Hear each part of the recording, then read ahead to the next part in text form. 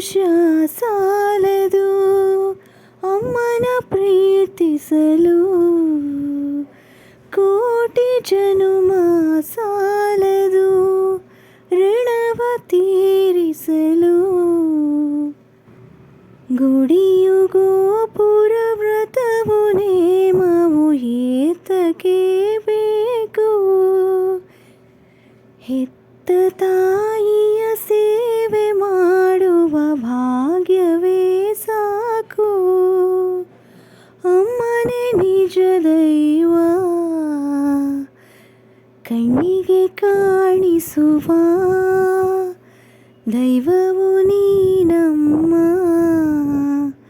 ಕನಸಿನ ಕಂಗಳ ತುಂಬಿದ ತಾಯಿ, ಮಮತೆಯ ಜೋಗುಳ ಮರೇನು ತಾಯೇ. ಅಮ್ಮ ಎನ್ನುವಂಥದ್ದು ಒಬ್ಬ ವ್ಯಕ್ತಿಯ ಜೀವನದಲ್ಲಿ ಅತಿ ಮುಖ್ಯವಾಗಿರುವಂಥದ್ದು. ಅಮ್ಮ ಅಂದರೆ ಪ್ರೀತಿ, ವಾತ್ಸಲ್ಯ, ತ್ಯಾಗ ಮತ್ತು ಕಾಳಜಿಯ ಸಂಕೇತ. ಮೊದಲು ಮಾತೃದೇವೋಭವ, ನಂತರ ಪಿತೃದೇವೋಭವ, ಕೊನೆಗೆ ಆಚಾರ್ಯ ದೇವೋಭವ.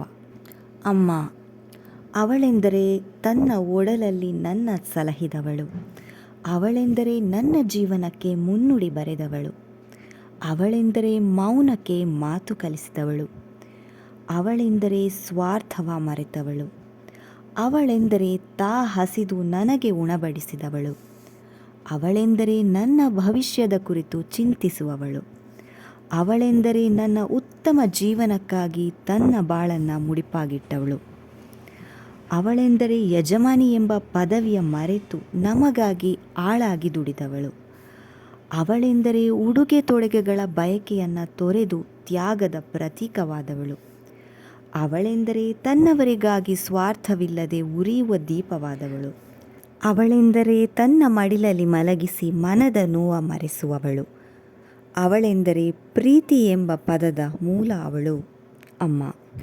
ಅಮ್ಮ ಎಂಬುದು ಕೇವಲ 2 ಅಕ್ಷರದ ಪದವಾದರೂ ಅದು ಸಾಗರದಲ್ಲೂ ಭಾವನೆಗಳನ್ನು ಮೆಲುಕು ಹಾಕುವ ಶಬ್ದ. ಅಮ್ಮನ ಪ್ರೀತಿ ಆಕಾಶದಲ್ಲಿ ಇರುವ ನಕ್ಷತ್ರಕ್ಕೆ ಸಮಾನ, ಎಣಿಸಲು ಎಂದಿಗೂ ಸಾಧ್ಯವಿಲ್ಲ. ಆಕೆ 9 ತಿಂಗಳು ಹೊಟ್ಟೆಯಲ್ಲಿ ಮಗುವನ್ನು ಜೋಪಾನ ಮಾಡ್ತಾಳೆ. ತನ್ನ ಎಲ್ಲ ನೋವುಗಳನ್ನು ತನ್ನ ಮಗು ಎಂಬುದಕ್ಕಾಗಿ ಸಹಿಸಿಕೊಂಡು ಮರಿತಾಳೆ. ತನ್ನ ಜೀವವನ್ನು ಪಣಕ್ಕಿಟ್ಟು ಇನ್ನೊಂದು ಜೀವಕ್ಕೆ ಜನ್ಮವನ್ನು ನೀಡ್ತಾಳೆ. ಅಮ್ಮನ ಪ್ರೀತಿಗೆ ಅಮ್ಮನೇ ಸಾಟಿ. ಅಮ್ಮನ ಪ್ರೀತಿ ಮಮಕಾರವನ್ನು ಯಾರಿಂದಲೂ ಪಡೆಯಲು ಸಾಧ್ಯವಿಲ್ಲ. ತನಗಾಗಿ ಏನನ್ನೂ ಬಯಸದೆ ತನ್ನ ಮಕ್ಕಳಿಗಾಗಿ ದುಡಿಯುವವಳು. ಈಗಿನ ತಂತ್ರಜ್ಞಾನದ ಯುಗದಲ್ಲಿ ಅಮ್ಮನ ಮೌಲ್ಯ ನಿಜವಾಗಿಯೂ ಯಾರಿಗೂ ತಿಳಿದಿಲ್ಲ. ಮಕ್ಕಳು ದೊಡ್ಡವರಾದ ಮೇಲೆ ವಯಸ್ಕರಾದ ತಂದೆ ತಾಯಿಯನ್ನು ಸಲಹುವ ವ್ಯವಧಾನವಿಲ್ಲದೆ ವೃದ್ಧಾಶ್ರಮಕ್ಕೆ ಕಳಿಸ್ತಾರೆ. ಆದರೆ ಒಂದಂತೂ ಸತ್ಯ, ನಾವು ಪ್ರೀತಿಸಿ ನಮ್ಮನ್ನು ಪ್ರೀತಿಸುವ ಜೀವಗಳು ಸಾವಿರಾರು ಸಿಗಬಹುದು ನಮಗೆ. ಆದರೆ ನಾವು ಪ್ರೀತಿಸದಿದ್ದರೂ ನಮ್ಮನ್ನು ಪ್ರೀತಿಸುವ ಜೀವ ಅಂತಿದ್ರೆ ಅದು ಅಮ್ಮ ಮಾತ್ರ.